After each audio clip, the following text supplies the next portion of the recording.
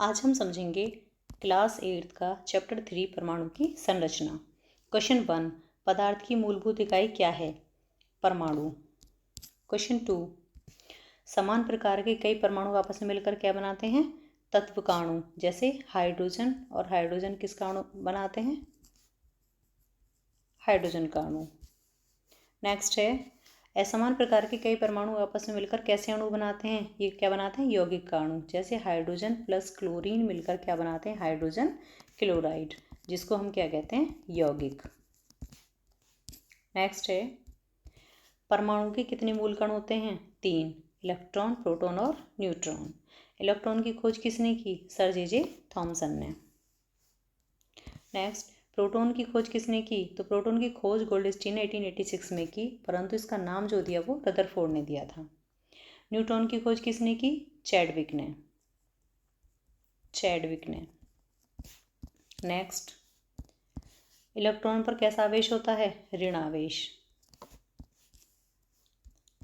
Question 9, proton पर कैसा आवेश होता है? धन आवेश। न्यूट्रॉन पर कैसा आवेश होता है? कोई आवेश नहीं होता, इसलिए हम इसको क्या कहते हैं? उदासीन। नेक्स्ट, परमाणु के किस मॉडल में परमाणु को ठोस गोला माना जो प्रोटॉनों के कारण धनावेशित होता है तथा इलेक्ट्रॉन इसमें धसे रहते हैं? तो ये मॉडल दिया जे थॉमसन जी ने, तो इसलिए हम इसे कहते हैं जे थॉमसन का परमाणु मॉडल। तो इन्होंने क्या बताया कि ऐसे ये क्या होते हैं? प्रोटॉन्स और इलेक्ट्रॉन्स इसमें धसे रहते हैं। नेक्स्ट है, एल्फा प्रकीर्णन का प्रयोग किस वैज्ञानिक ने किया? रदरफोर्ड ने। तो इन्होंने जो प्रयोग किया था वो किया था, इन्होंने एक सोने की पतली पिन्नी पर एल्फा किरणों की बमबारी की थी। तो इन्होंने क्या देखा कि कुछ किरणें वापस हो जाती हैं, एल्फा रेज की बमबारी की थी, कुछ किरणें वापस हो जाती हैं, कुछ सीधी निकल जाती हैं और कुछ विक्षेपित हो जाती हैं।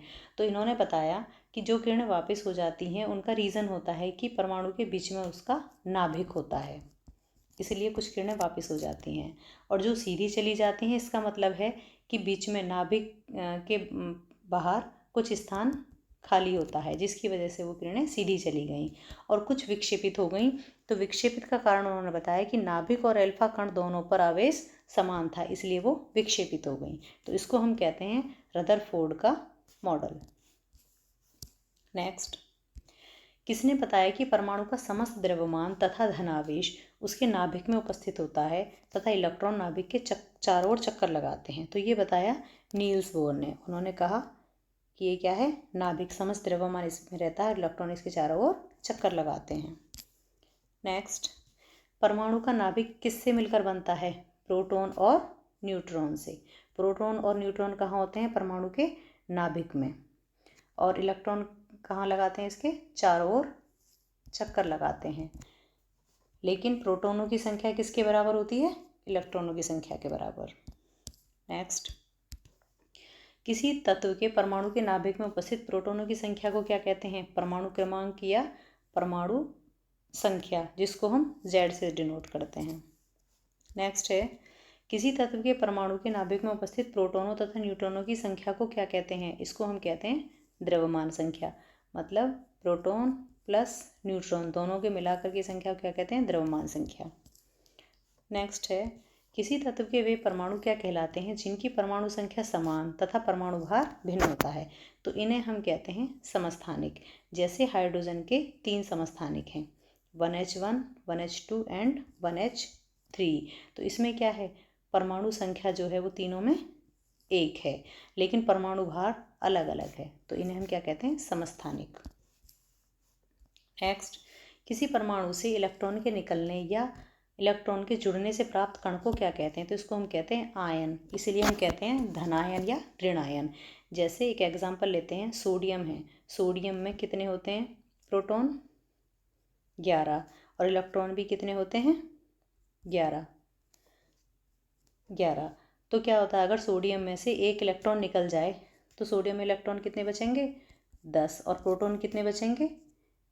11। तो इसलिए सोडियम पर कैसा आवेश आ जाता है? धन आवेश। तो इसको हम क्या कहते हैं? धनायन। नेक्स्ट, किसी तत्व का एक परमाणु हाइड्रोजन के कितने परमाणु से सहयोग करता है? या विस्थापित करता है। तत्व का यह गुण क्या कहलाता है? तो इसे हम कहते हैं संयोजकता। नेक्स्ट, जल में ऑक्सीजन की संयोजकता कितनी होती है? 2। जल का सूत्र क्या है? H2O। तो H2O में ऑक्सीजन की संयोजकता कितनी है? 2। आशा है आपको ये वीडियो पसंद आई होगी। Thank you.